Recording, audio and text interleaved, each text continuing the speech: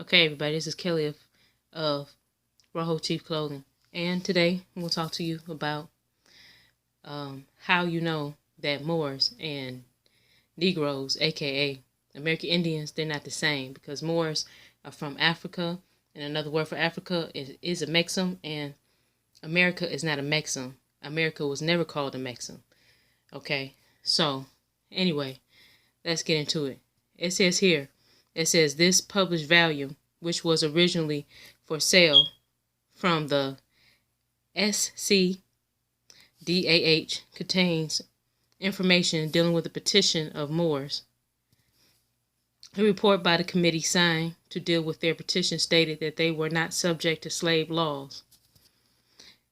There was no act passed on this subject, however. This manuscript was provided by the South Carolina Department of Archives and History, copyright 1984, from their research library. This was available in the book form from them, but it is presently out of print. And it says State Records of South Carolina, Journals of the House of Representatives, 1789, 1790. Michael E. Stevens, editor. Christine M. Allen, assistant editor. Published for the South Carolina Department of Archives and History by the University of South Carolina Press, Columbia, South Carolina. Copyright 1984 by the South Carolina Department of Archives and History, first edition. Manufactured in the United States of America. And it says there too, our committee are Mr. Hugh Rutledge, Major Pickney, and Mr. Diaz. By order of the House, Jacob Reed, Speaker, ordered that the message be sent to the Senate, and that Mr. Hugh Rutledge and Mr. Diaz do carry the same. The House proceeded to the second reading of a bill to incorporate the Baptist Church on Horns Creek in Edgefield County, state of South Carolina, when a motion was made and seconded that the bill be changed into an ordinance, which was agreed to. The ordinance then read through and agreed to order that the ordinance be sent to the Senate, and that Mr. Simpkins and Colonel Anderson do the same, and then the House adjourned till tomorrow morning at 10 o'clock, Wednesday, January 20th, 1790. Read the journals of yesterday's proceedings. Mr. Speaker administered the oath to support the Constitution of the United States to Mr. Robert Patton, a member of this House.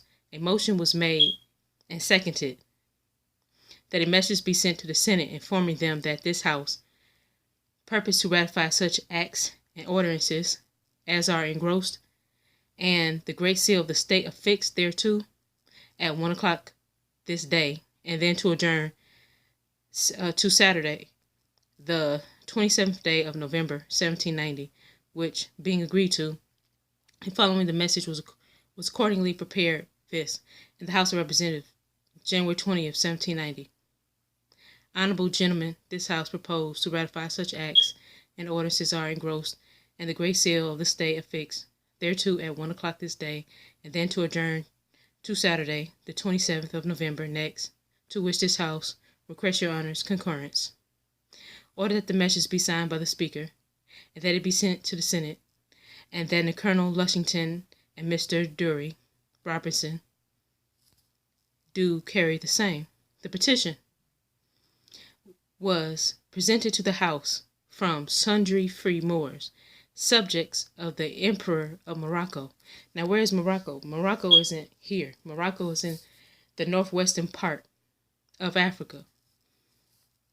Anyway, it says, in residence in this state, praying that in case they should commit any fault amendable to be brought to justice, that they are as subjects to a prince in alliance with the United States of America, may be tried under the same laws as the citizens of this state will be liable to be tried, and not under the Negro Act. Now, I'm going to pause right there.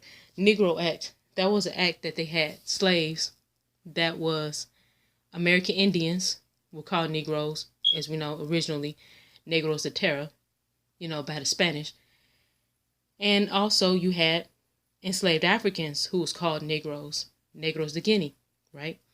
So they're saying, these Moors are saying that they're underneath um, the prince or the emperor of Morocco, and so they don't want to be included underneath that Negro Act. So you know that these are not the same people.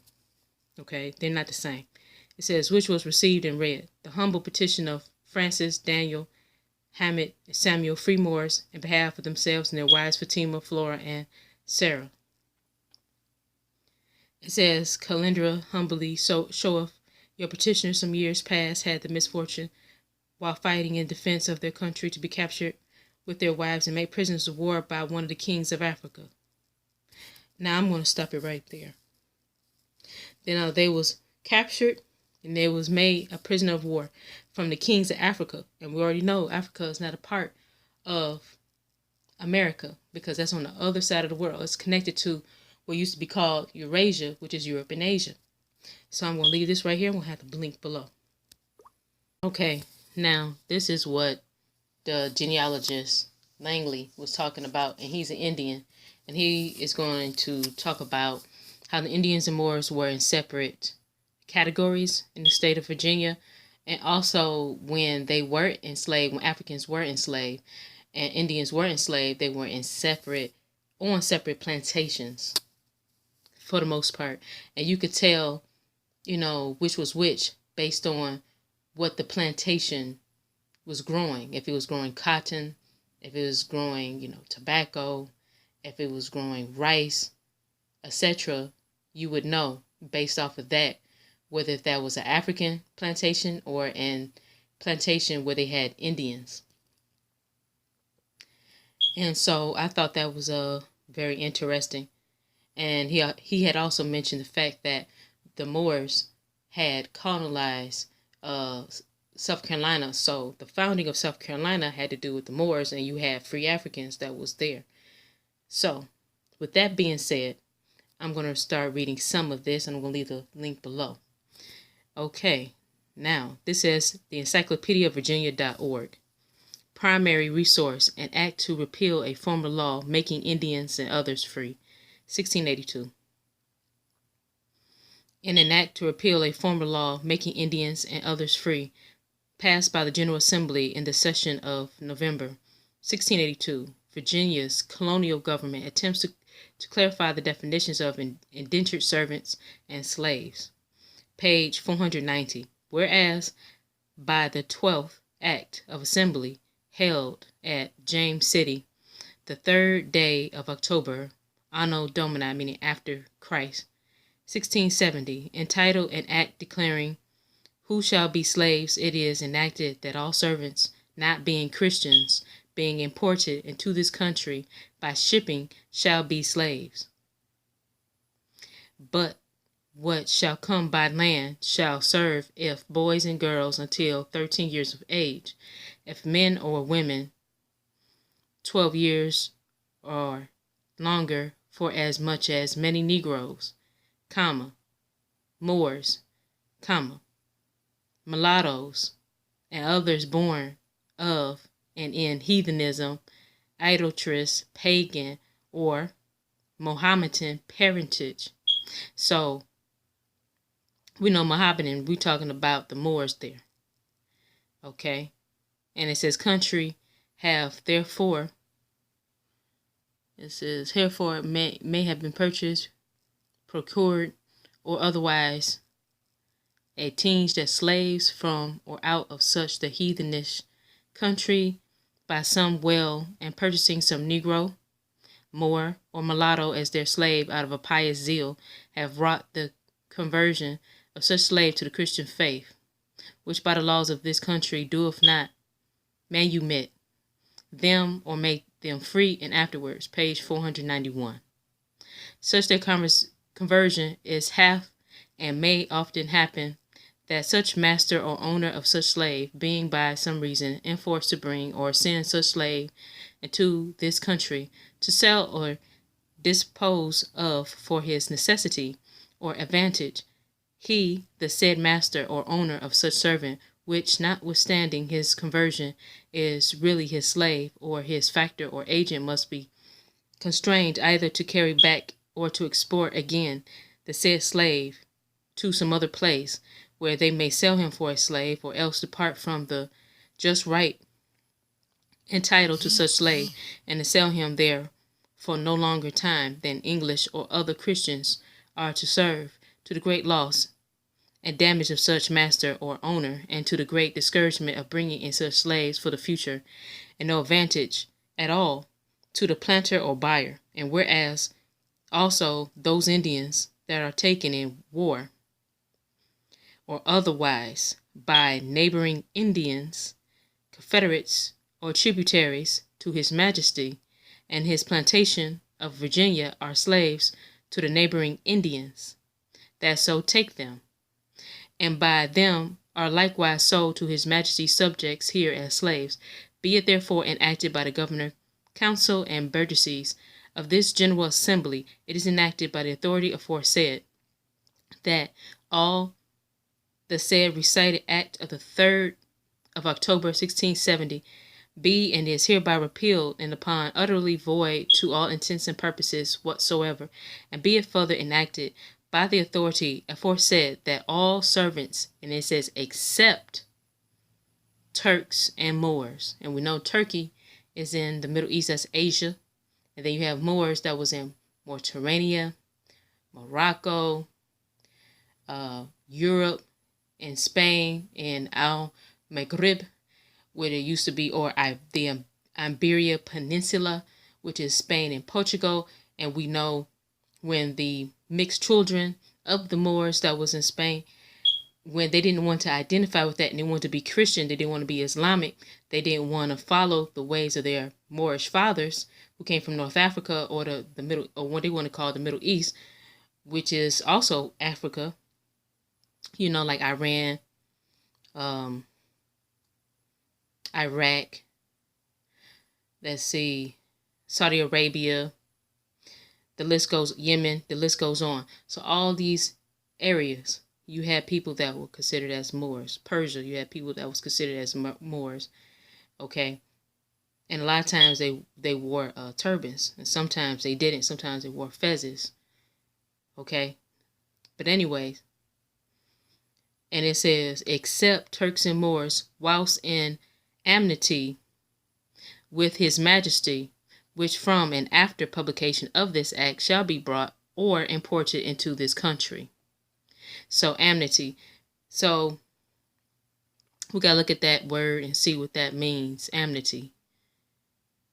And so when they talk about His Majesty, they're talking about the Emperor of Morocco at that time.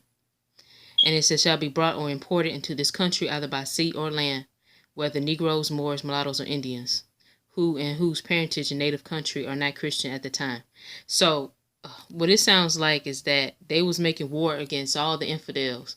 So this was a religious war that the people of Islamic faith were fighting against the people of the Christian faith, and you call that the Christian Crusades. And so that's why you had a lot of the Moors that was leaving out of Spain, the Iberian Peninsula, because they was being exiled because they wanted to be Christian, and if the Moors didn't want to convert over, then they had to leave. So they went either back into Africa or they found homes elsewhere. And it just so happens that they came over here. And we're going to get into that, and we're going to let Chief Langley explain how the Moors, how they colonized the place that we call today South Carolina. And the reason why you have, it's probably the reason why you have the crescent on the flag for South Carolina, because we know the crescent moon is symbolic of Islam. Okay, so that's like a Moorish religious symbol.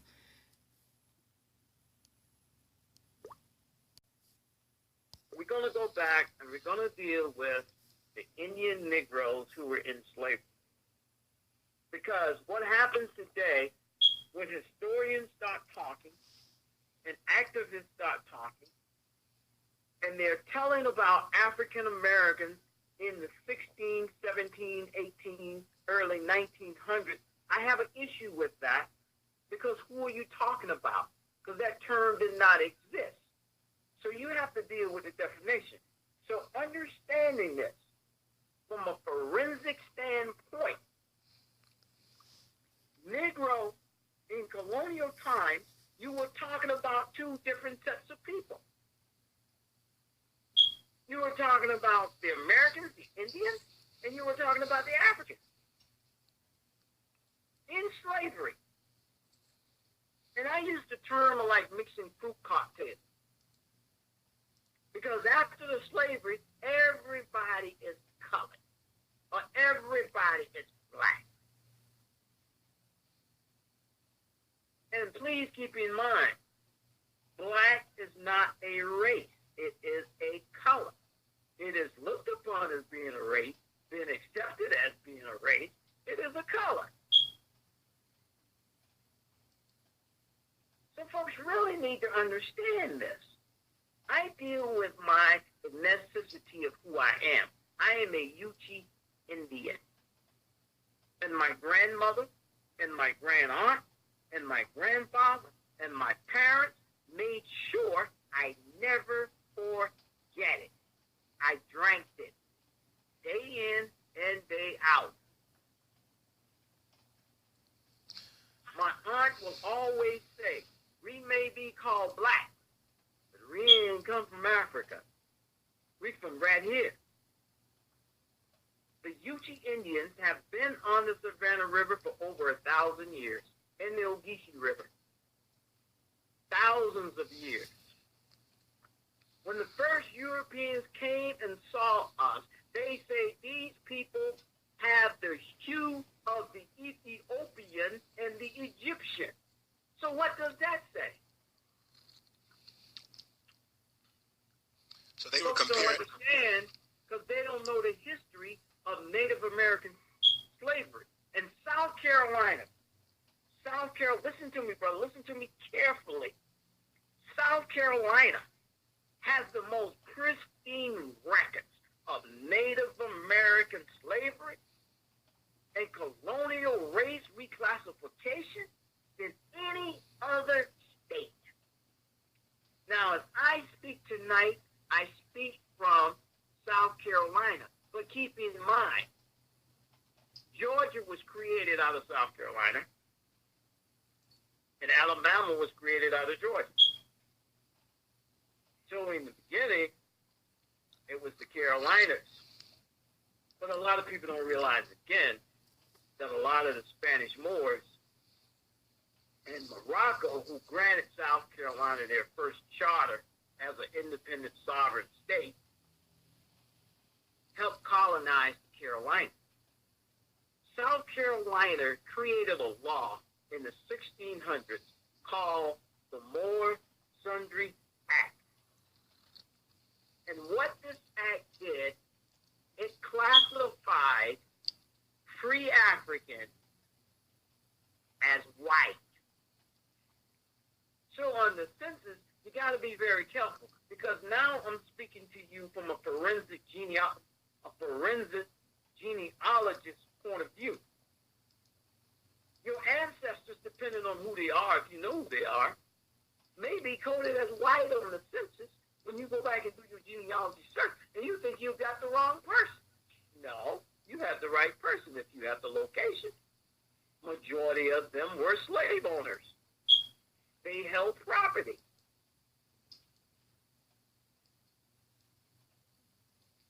What are one of the ways, Alonzo?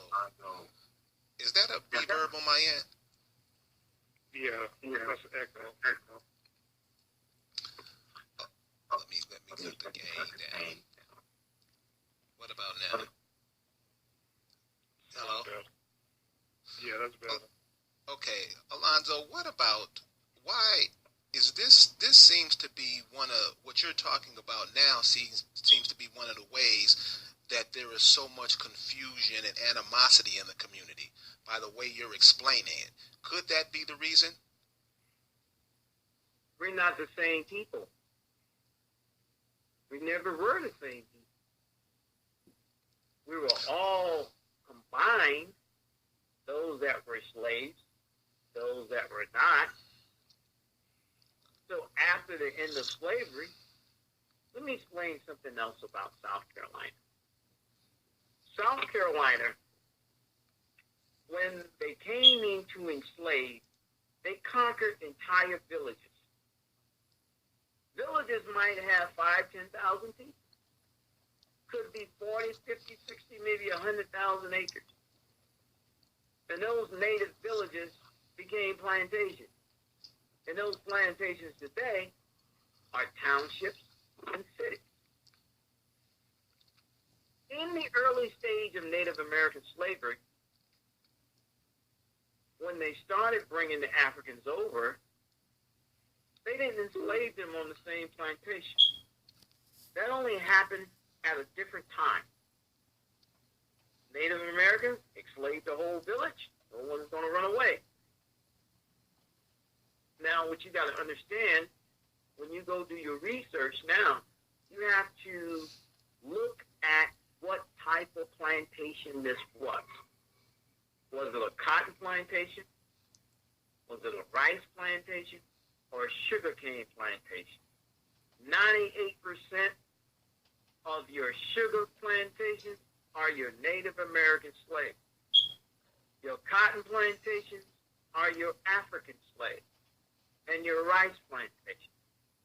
You have to investigate the plantation owner because they had to have permits. Did he have a permit to own Native American slaves? Did he have a permit to own African slaves? Or did he have a permit for British slaves, Scottish, and your Irish? These things are very key.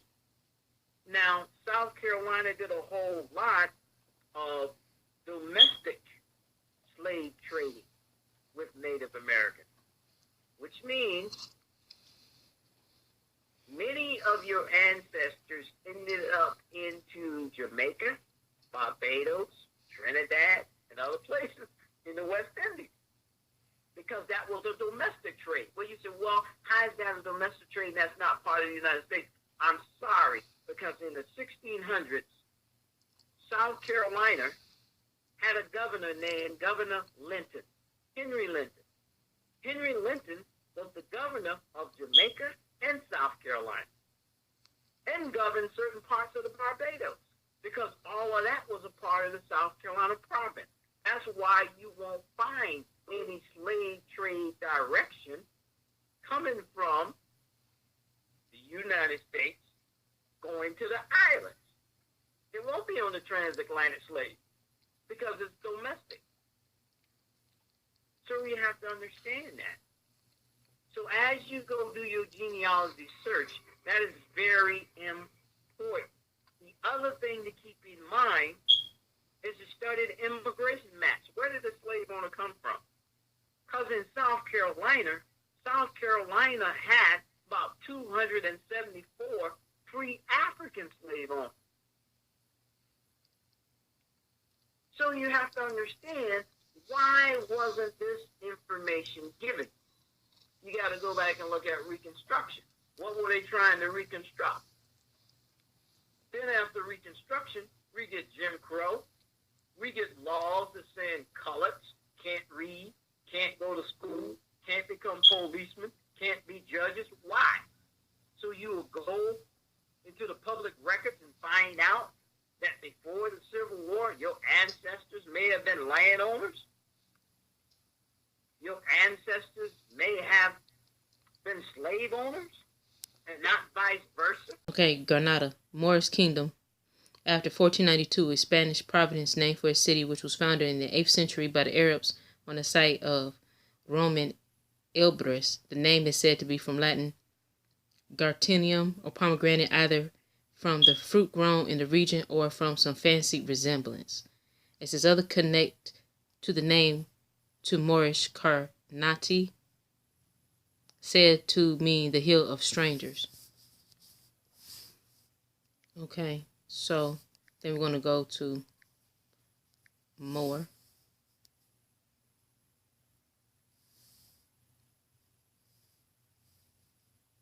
Let's see what they say about the Moors here.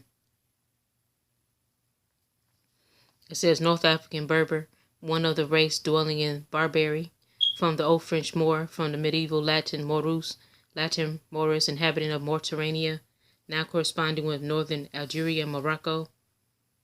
It's a cognate moros, meaning black adjective, applied to the Arabic conquerors of Spain, being a dark people in relation to Europeans, their name in the Middle Ages. Synonymous with Negro later, 16th century. Then it says, also, being the nearest Muslims to the Western Europe, it was usually indiscriminately of Muslims, Persians, Arabs, but especially those in India. So now we're going to look at pictures of the Moors, the people, what we call today Persians, Arabs, from Morocco, from Mauritania, etc. Now right here it says Black Kings of Morocco. That's what it says here on this picture. Then we're going to look at this one right here. Now you look at this man. He's a Moor. And they say he's from the Maghreb region.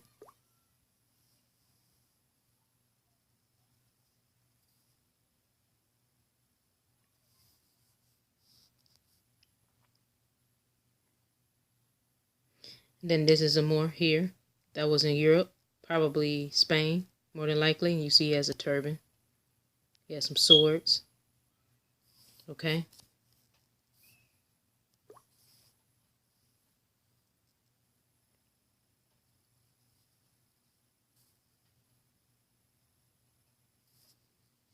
Let's look at the emperor.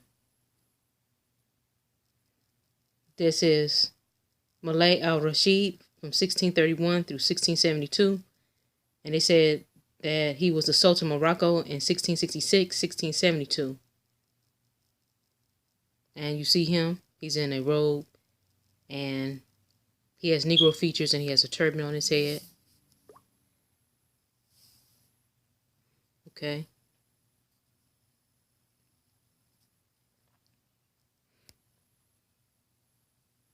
Then you see this man here. He's a Moor also. But he has a fez. And he has a sword.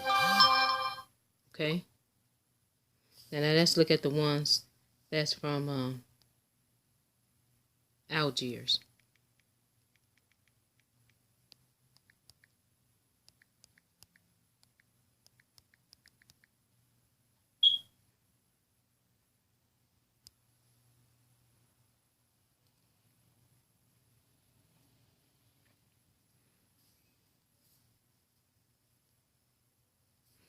Now see, look, this is one right here. It's a picture of one. And they said this historical clothing. You see the big pants, big puffy pants. And you see that he has a turban on his head as well. So he's a Moor. And then, let's see, who else? Here's a picture of the women. Algiers, Moorish women in an interior. Okay.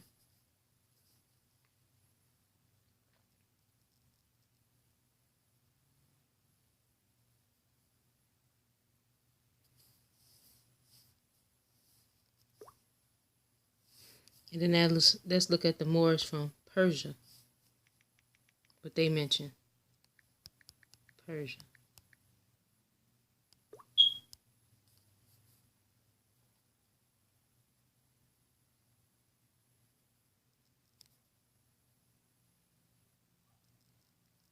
And it says the indigenous Moors of Persia. Okay. And it looked like it says Bengal, Persia. Okay, so that's one right there.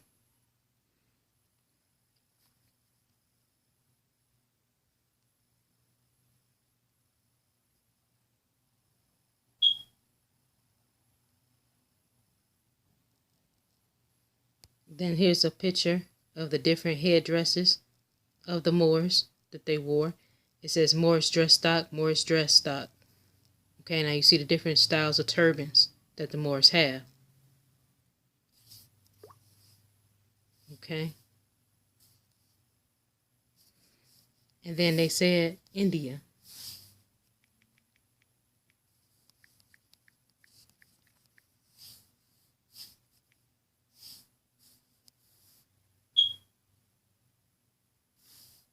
Now, look at this one right here. This man.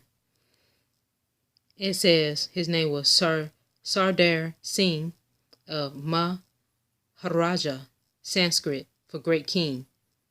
It says the Jodhpur or Mawar, a region of southwestern Rajasthan state in western India, by descendants of the Rathor Rajputs, was founded 1415. Okay, and he has on a turban. All right.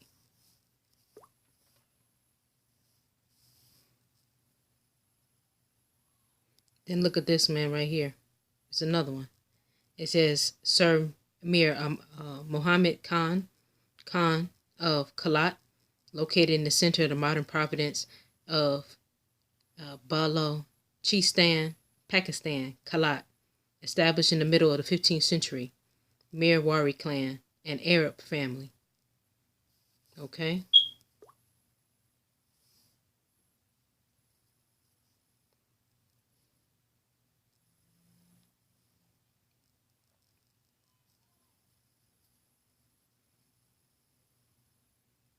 And then you see that. So these are the people.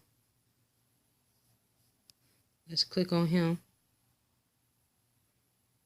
Maharaj Sir Krishna Raja Wodiryar the fourth, I think, Bahadur of Mysore, 1906. And you see, it appears that he has on, looks like it's diamonds and emeralds.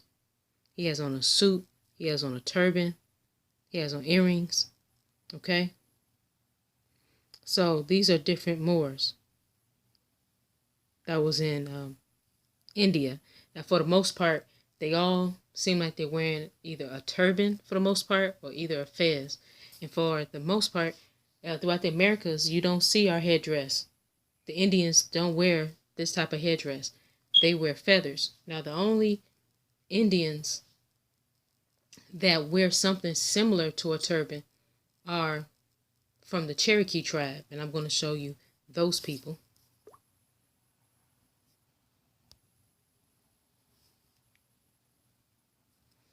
So Cherokee.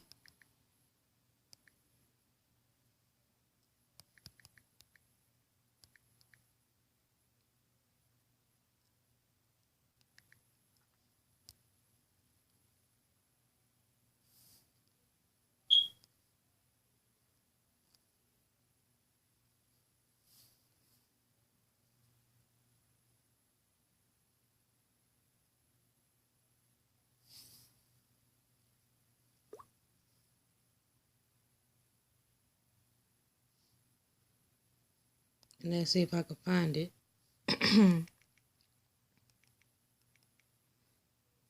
Turban. Let's see here.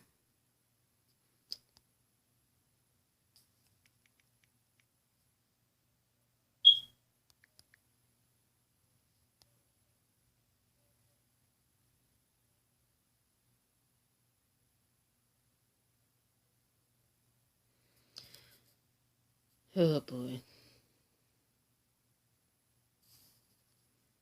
Okay, finally.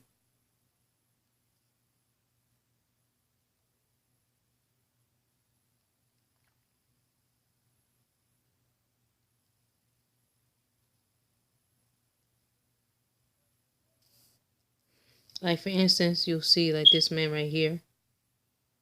It says Cherokee. It says Sequoia Birthplace Museum. And then this is a man. He has a pipe in his mouth. And he has a turban on.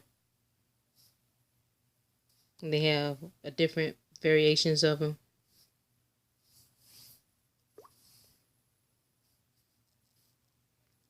And then you have this picture.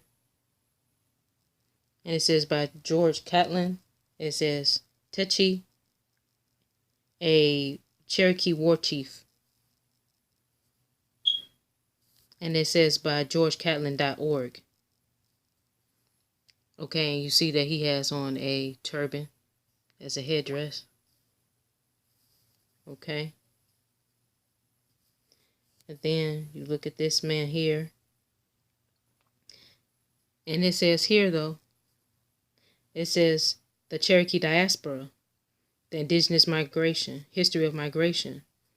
And then it says Cherokee diaspora, the indigenous history of migration, resettlement, and identity. And he has on gold, and he has on a feather, but he doesn't have a turban, though. And let's see if I could blow this up, if I could read this. And it says, on here, it says, an indigenous history of migration, resettlement, and identity. Recently published from Yale University Press. It says, Gregory D. Smithers, the Cherokee are one of the largest Native American tribes in the United States, with more than 300,000 people across the country claiming tribal membership and nearly 1 million people internationally professing to be at least one Cherokee Indian ancestor. In this revealing history of Cherokee migration and resettlement, Gregory Smithers uncovered the origins of the Cherokee diaspora and explores how communities and individuals have negotiated their Cherokee identities, even geographically removed from the Cherokee Nation headquartered in Talekuya, Oklahoma. Beginning in the 18th century, the author transports the reader back in time to tell the poignant story of the Cherokee people migrating throughout North America, including their forced exile along the infamous Trail of Tears. And then it says here, showing us the way Smithers superbly demonstrates the complexity inside the Cherokee Nation, moving fire to rebuild in a new homeland. Okay, so they talk about that there, and it says Gregory D. Smithers is an associate professor of the history of Virginia Commonwealth University. And he wrote a lot of articles about Native Americans and African American history. Okay, so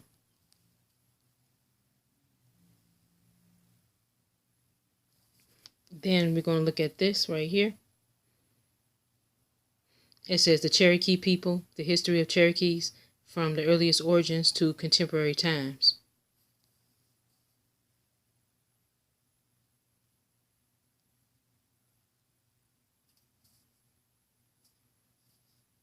And then you see, here's the Cherokees.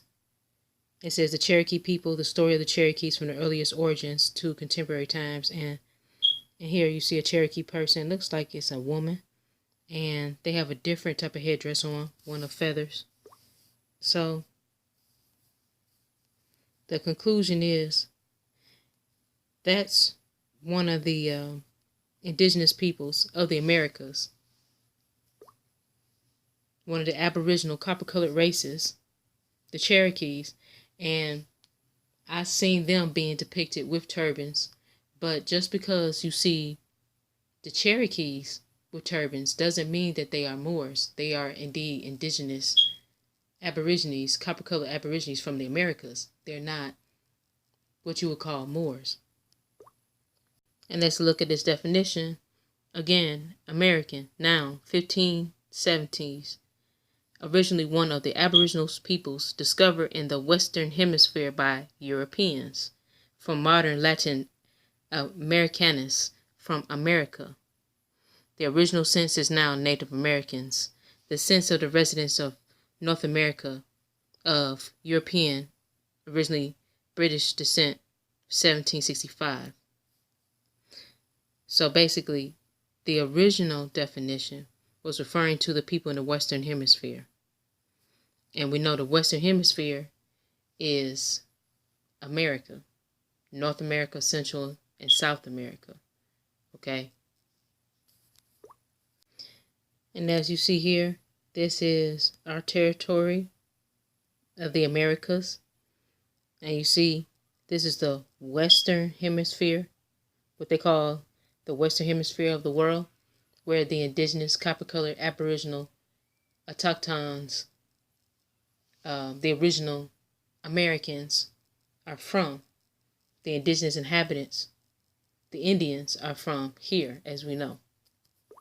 Okay, now look at this. Now, remember what they said about Persia and what they said about Spain, and where they said where the Moors were located, that they were located in Italy, Spain, Denmark, Germany, and also Persia, which is in the area where you will see is called Asia Minor, and then they said also in India, and you see where India is, and you see how far that is from Asia Minor, and you see how Asia Minor is next to Europe. All of that, including Russia, Siberia, and China, all of that is what they called Eurasia. And you see how Europe is connected to Africa on the northeastern part. So that's why I'm saying that Africa and Europe and Asia is all connected. That's the eastern hemisphere of the world. Okay? And that's where your Moors are located. That's where your Moors are from. The different groups of Moors. And then we're going to put in Afro-Eurasia.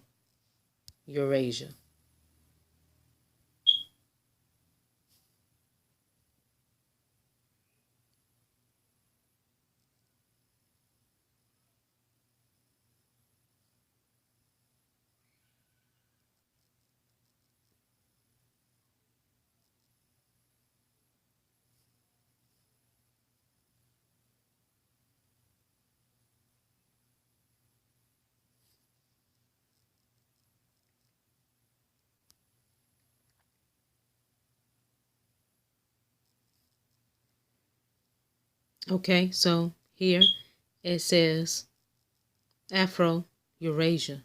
And you see, again, it's continents, or what they now call continents, of Europe, Asia, and Africa. Okay, and these areas is on the right that's highlighted. This is your eastern hemisphere where the Moors come from, and then to your left, all the lands, North America, Central and South America, as you see to the left, all of those are the lands of the Indians, who are the copper-colored aborigines. So, therefore, the Indians and Moors, they're not the same people. Moors are a people that's indigenous to Africa or Asia, the Asiatic nations or European nations. They are indigenous to those lands. They are not indigenous to the Americas. They are foreigners.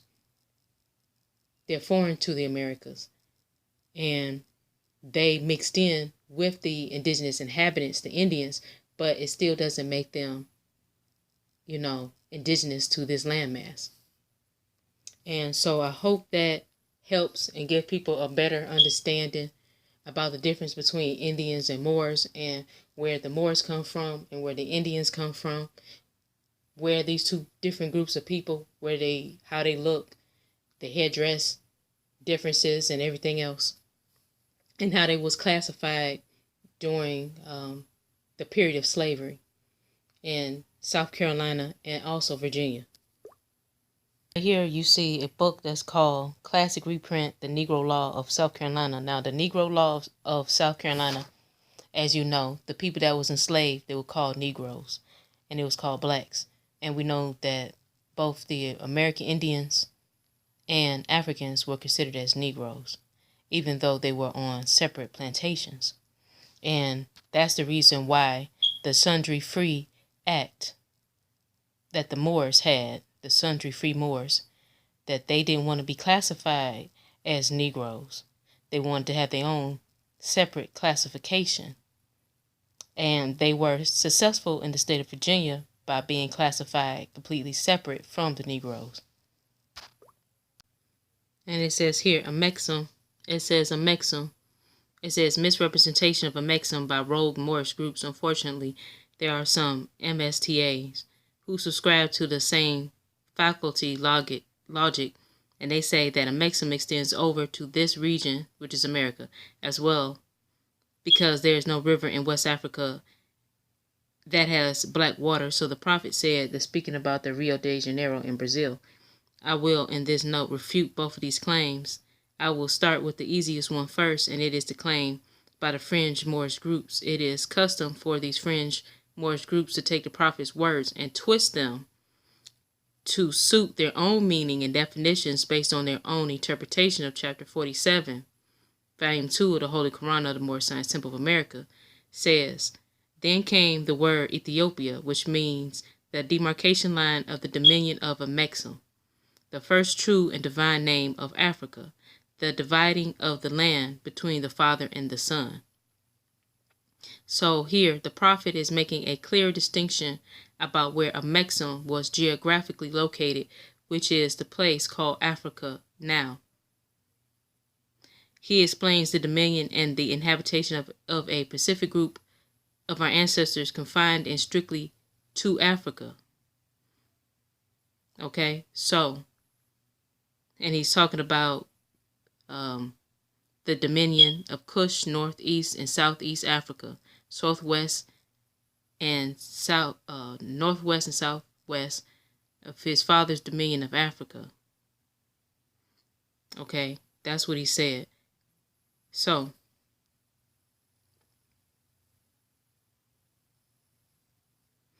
and that's what they try to say, that, you know, when they talk about the Moors, when they say that America and Amexem is the same thing, and it's not, because Amexem is Africa and America is America. It's two different continents from two different parts of the world, two different hemispheres altogether, as you saw. So I hope that you like and share and subscribe to this channel. Thank you.